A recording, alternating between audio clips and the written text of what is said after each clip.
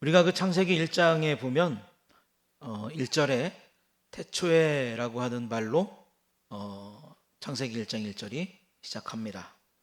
이 창세기 1장 1절의 태초라고 하는 말은 시간이 처음 시작될 때라는 뜻이고요.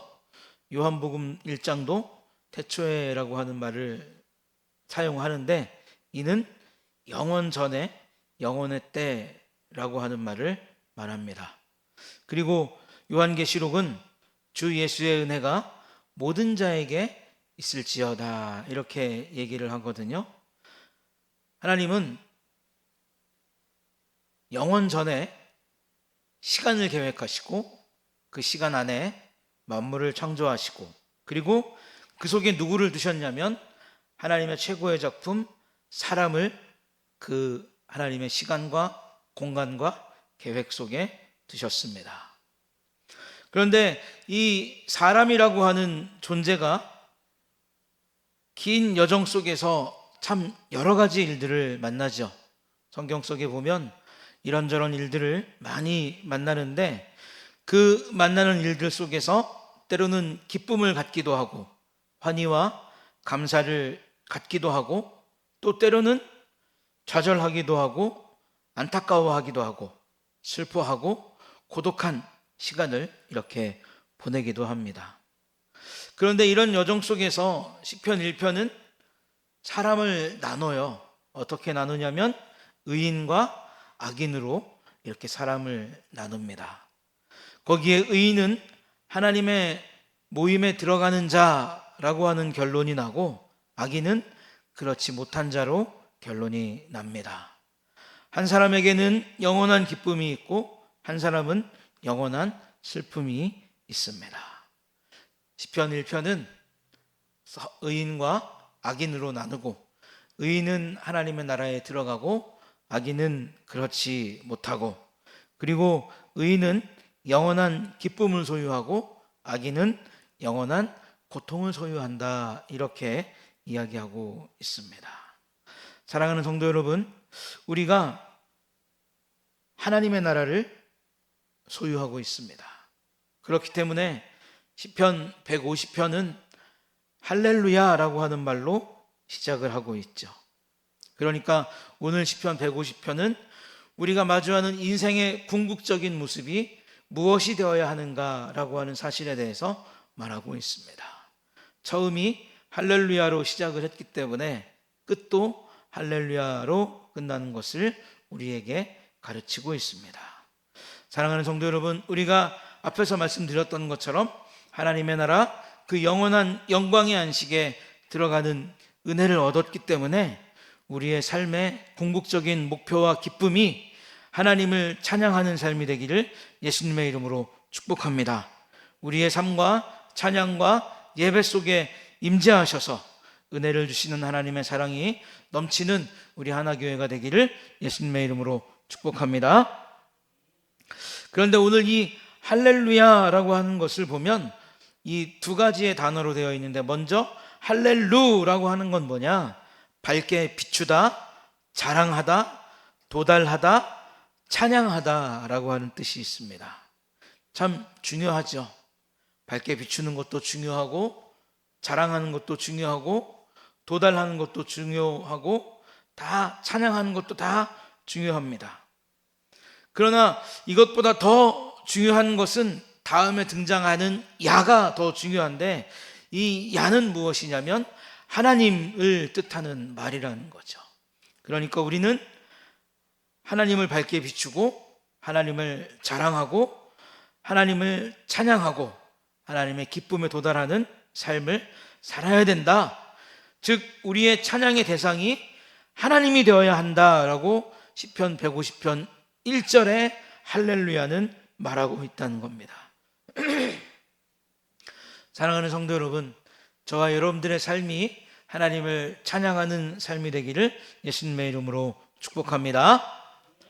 창세기 12장 5절에 보면 마침내 가나안에 갔다라고 하는 말이 등장합니다.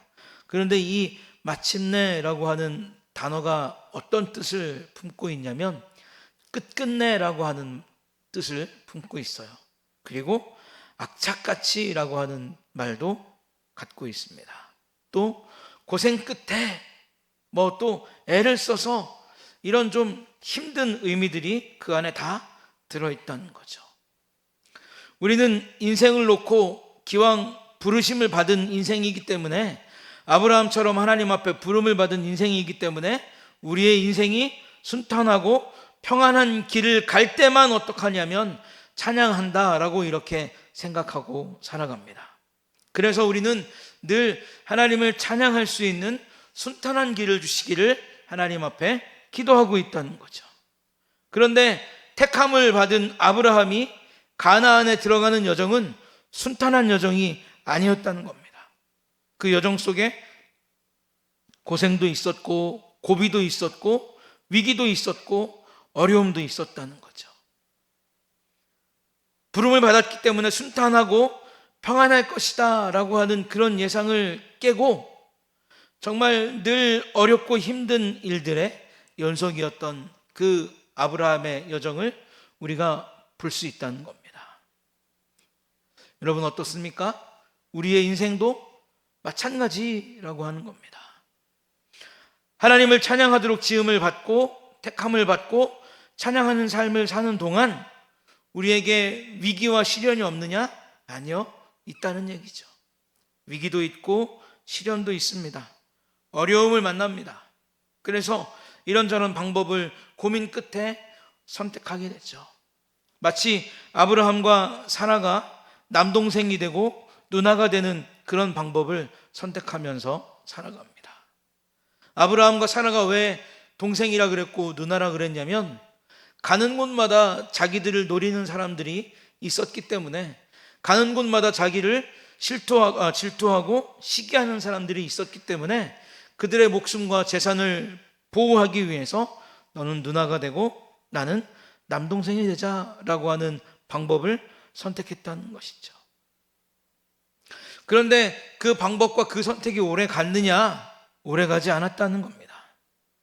하나님은 그 선택을 하나님께서 보시기에 합당한 선택으로 돌려놓으셨다는 거죠.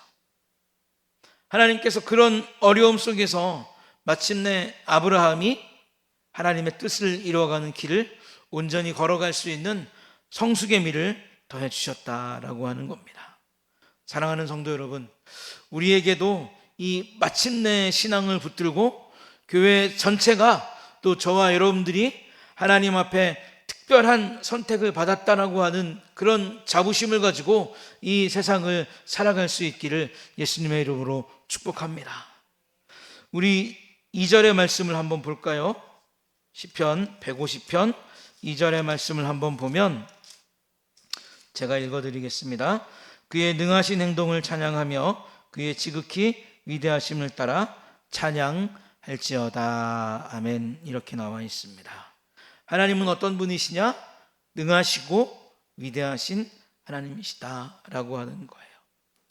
아브라함이 아들이 없어서 하나님을 괴롭혔습니다. 그의 종이었던 엘리에셀을 내세워서 이 사람이 내 후계자가 될 것입니다 라고 말하기도 했고, 또 하나님과 상의 없이 어떻게 했냐면 사라의 몸종, 그 몸종을 하가를 데려다가 이스마엘을 낳은 다음에 하나님, 이스마엘이나 하나님 앞에 잘 살게 해주십시오, 이렇게 하나님 앞에 얘기했었다는 거예요. 그러나 하나님은 엘리에셀이라고 하는 종도 인정하지 않으셨고 이스마엘이라고 하는 서자도 인정하지 않으셨습니다. 그리고 이 아브라함과 사라의 모든 능력이, 그리고 모든 소망이 완전히 끊어졌을 때 이삭이라고 하는 존재, 웃음을 선물로 주셨다라고 하는 겁니다. 그런데 이 웃음이라는 것을 누가 고백해야 되냐? 사라가 고백했다는 거예요. 노년에 하나님이 나에게 웃음을 주셨도다. 마찬가지입니다. 우리의 소망이 완전히 끊어졌을 때 그 능력을 하나님은 바라셔서 우리에게 웃음을 주실 줄로 믿습니다. 우리 교회도 능하신 하나님의 역사를 경험하며 찬양하는 교회가 되기를, 그런 성도가 되기를 예수님의 이름으로 축복합니다. 이게 능하신 하나님이라는 거예요. 하나님에게 능력이 있기 때문에 우리 인간의 소망과 우리의 능력이 다 떨어졌을 때 하나님의 능력으로 일을 행하신다라고 하는 겁니다. 그리고 창세기 21장과 26장에 보면 아브라함과 이삭에게 각각 우물 사건이 있었던 것을 말해줍니다. 이들은 그 땅의 주인이 아니라 이방인이었죠. 아브라함이 하나님께서 가나안으로 가라라고 해서 가나안에 들어갔지만 가나안에 들어가자마자 그들이 주인이 된 게 아니라 그들 속에서 이방인으로 살아가고 있었다라고 하는 겁니다. 그런데 어느 날 이방인으로 살아가는 아브라함에게 어느 족속의 군대 장관이 찾아왔어요. 그러면서 고백하는 게 뭐냐면 하나님이 너를 형통하게 했다라고 말합니다. 그리고 26장의 이삭은 농사해서 100배의 기쁨을 하나님으로부터 얻었다라고 이렇게 기록되어 있어요. 그런데 이 사람이 자신이 우물을 막는 사람을 피해 다닙니다. 이삭이 우물을 막는 사람을 피해 다녀요. 그러면서 가는 곳마다 우물을 파면 거기서 물을 얻습니다. 척박한 땅에서 100배의 결실을 얻는 것도 은혜인데 그 메마른 땅에서 가는 곳마다 우물을 파면 물을 얻고 또 물의 근원을 얻는다라고 이렇게 얘기했는데 이것이 무엇이냐? 위대하신 하나님을 우리에게 말해주고 있다라고 하는 거예요. 사랑하는 성도 여러분, 힘들고 어려울 때마다 하나님을 의지하고 믿음의 우물을 파가는 저와 여러분들이 되시기를 예수님의 이름으로 축복합니다. 그렇게 우리가 믿음의 우물을 파갈 때 하나님은 불가능한 일처럼 보이는 것을 가능한 일로 만들어 주시고 우리가 믿음의 우물을 파갈 때 날마다 물의 근원을 만날 수 있는 은혜와 기쁨을 주실 줄로 믿습니다. 자, 그 다음에 우리 3절을 한번 볼까요? 3절 나팔소리로 찬양하며 비파와 수금으로 찬양할지어다. 아멘. 자, 1절에서 제가 찬양은 누구를 위한 일이라고 말씀을 드렸습니까? 하나님을 위한 우리의 일이다 라고 말씀을 드렸어요. 그런데 이 찬양은 동시에 세상을 향한 일이기도 합니다. 3절에 보면 여러 가지 악기가 등장을 합니다. 나팔도 등장하고 비파도 등장하고 수금도 등장합니다. 먼저 나팔은 큰 소리를 내고 멀리 그 나팔의 소리를 전달하는 역할을 하죠. 그래서 이 나팔은 전쟁이라든가 위험한 일을 알릴 때 사용되기도 했습니다. 그리고 수금은 아주 우아한 그런 음색을 내는 악기이고 비파는 장엄한 소리를 내는 그런 악기입니다. 더불어서 참 많은 악기들이 다 동원이 돼서 어떻게 하냐면 하나님을 찬송하는 일에 쓰이고 있다라고 오늘 3절이 그렇게 얘기하고 있어요. 여러분, 우리는 이 안에서, 교회 안에서 하나님을 향한 찬양을 드리며 살아갑니다. 그런데 우리가 교회 안에서만 찬양하는 것이 아니라 이 찬양이 세상을 전쟁하듯 싸우듯 위험 속에서 살아가는 그 사람들에게 하나님의 구원이 있고 하나님의 은혜가 있고 하나님의 사랑과 역사가 있다는 것을 선포하는 찬양이 되어야 한다라고 하는 거예요. 여러분, 이 예배의 자리 또 하나님을 찬송하는 그 찬송의 자리에 길거리를 지나다니는 사람들을 앉혀놓고 예배 드리십시오, 길거리를 지나가는 사람들을 앉혀놓고 찬양하십시오, 아무리 얘기를 해도 그 사람들이 자리에 앉아서 예배할까요? 그 사람들이 자리에 앉아서 찬송할까요? 찬송하지 않는다는 겁니다. 왜냐하면 그들은 세상이 위험하다는 것을 몰라요. 구원이 있다는 것도 모릅니다. 하나님의 은혜가 있다는 것도 몰라요. 그래서 우리는 세상의 사람들이 그런 것들을 알아가도록 하기 위해서 하나님을 찬송해야 한다라고 하는 겁니다. 사랑하는 성도 여러분, 저와 여러분의 삶을 통해서 또 우리의 찬양을 통해서 우리를 구원하신 하나님의 은혜와 또 이 세상을 지으신 하나님의 영광과 또 구원을 베풀어 주신 하나님의 선하시고 능하신 은혜를 우리와 함께 세상의 모든 사람들이 찬송할 수 있는, 그래서 우리의 찬양이 정말 세계를 향해서 뻗어갈 수 있는 그런 귀하고 복된 찬양이 되기를 예수님의 이름으로 축복합니다. 자, 우리 6절을 한번 또 보도록 하겠습니다. 6절 함께 읽겠습니다. 시작. 호흡이 있는 자마다 여호와를 찬양할지어다. 할렐루야. 이렇게 되어 있습니다. 우리의 호흡은 어디에서 시작됐냐면 하나님의 숨결에서부터 시작이 됐어요. 창세기에 보면 하나님이 아담을 만드실 때 그 코에 생기를 불어넣으셔서 생명이 되게 하셨다라고 이렇게 기록합니다.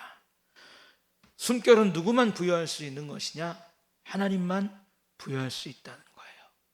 그래서 우리는 하나님께서 부여하신 그 영적인 호흡을 가지고 있기 때문에 호흡이 있는 자마다 여호와를 찬양해야 된다라고 하는 겁니다.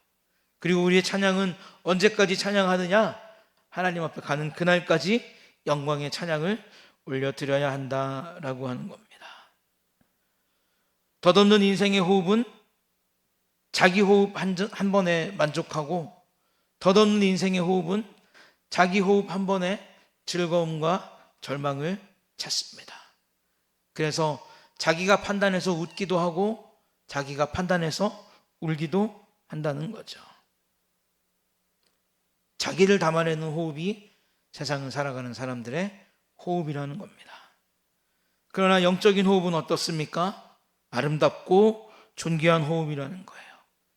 인생의 모든 순간에 하나님을 담아내는 호흡이라는 겁니다. 욥처럼 나에게 하나님께서 주시기도 하고, 욥처럼 나에게 하나님께서 걷어가시기도 하시는 분이 하나님이시라고 하는 그런 찬양을 담아내는 호흡이 바로 우리가 가지고 있는 영적인 호흡이다라고 하는 거예요. 그러니까 우리의 호흡은 즐거울 때도 있지만 힘들 때도 있다라고 하는 겁니다. 그런데 그것을 어떻게 해야 되느냐? 하나님께 또 세상 사람들이 드릴 수 있는, 그래서 하나님의 은혜에 감사하고 세상 사람들에게 하나님의 구원을 선포하는 그런 찬양을, 그런 호흡을 하나님 앞에 담아내야 한다라고 하는 겁니다. 참 어렵고 힘든 일이죠. 또 때로는 슬픔을 억눌러야 되고, 또 때로는 두려움을 잠재워야지만 하나님을 찬양할 수 있는 호흡을 가질 수 있습니다. 그러나 오늘 성경은 우리에게 뭐라고 말하냐면 1절에 할렐루야라고 이야기하고 마지막 절에 할렐루야라고 이야기합니다. 어떤 이유가 있기 때문에 하나님을 찬송해야 되고, 어떤 목적이 있기 때문에 하나님을 찬송해야 되고, 우리가 찬송을 통해서 무엇을 받을 수 있기 때문에 하나님을 찬송하라 이렇게 이야기하지 않고 처음부터 끝까지 하나님을 찬송하되 여러 가지 악기로 하나님을 찬송하면서 그의 능하시고 그의 어떤 겁니까? 영광스러운 하나님을 찬송하라, 권능의 하나님을 찬송하라 이렇게 이야기하고 있다는 거예요. 우리가 찬송가 304장을 보면 예수님이 하늘의 영광을 버리고 낮은 땅으로 오셨다, 그래서 우리를 구원하셨다 이렇게 이야기합니다. 그렇게 찬송합니다. 그러면 우리는 예수님의 영광과 은혜를 찬송할 때 어떻게 해야 되느냐? 먼저 땅을 가득하게 울릴 수 있는 찬송을 해야 된다는 거예요. 우리의 예배당을 가득하게 울리고 또 우리의 예배당을 넘어서서 세상을 향하도록 해야 한다는 거예요. 이 땅에 우리 하나님의 영광이 가득하고 차고 넘치게 하나님을 찬양해야 한다라고 하는 겁니다. 그리고 하나님의 다스리심이 있는 모든 곳에 하나님의 찬송이 울려 퍼진다라고 하는 사실을 믿으면서 하나님을 찬송해야 된다라고 하는 거예요. 1절에 보면 권능의 궁창에서라고 하는 말이 등장을 합니다. 권능의 궁창에서. 궁창은 뭐냐면 하나님의 영광과 하나님의 다스리심을 반영하고 있는 곳을 궁창으로 이렇게 얘기하고 있다는 겁니다. 하나님은 어디서나 계시고 언제나 계신다라고 하는 거죠. 그래서 우리의 찬양은 분명히 이러한 사실들을 믿고 고백하고 찬송할 때 온 세상에 차고 넘치는 찬송이 될 것이고 하나님의 거룩한 영광의 보좌에 울려 퍼지는 아름답고 복된 찬송이 될 줄로 믿습니다. 영적인 호흡을 가진 사랑하는 우리 하나교회 성도 여러분, 이 호흡을 가지고 날마다 하나님을 찬송하며 살아가는 저와 여러분들이 다 되시기를 예수님의 이름으로 축복합니다. 기도하겠습니다. 하나님 아버지, 오늘 우리의 호흡이 영적인 호흡인 것을, 그래서 하나님을 찬송하되 예배당과 온 땅과 또 하나님의 통치와 영광이 있는 궁창까지 선포되어야 함을 말씀을 통해서 알게 되었습니다. 그리고 우리가 하나님을 찬송할 때 우리의 찬송이 하나님께 영광이 되는 하나님의 보좌에 올라가는 아름다운 찬송임을 말씀을 통해서 알게 되었습니다. 하나님, 우리가 정말 하나님의 호흡을 가진 자로서 늘 하나님을 찬송하며 살아가는 아름다운 삶 되게 하시고, 기쁨 속에서도 어려움 속에서도 우리 하나님을 찬송하는 귀한 삶이 될 수 있도록 축복하여 주옵소서. 모든 것을 주님께 맡기옵고 예수님의 이름으로 기도하옵나이다.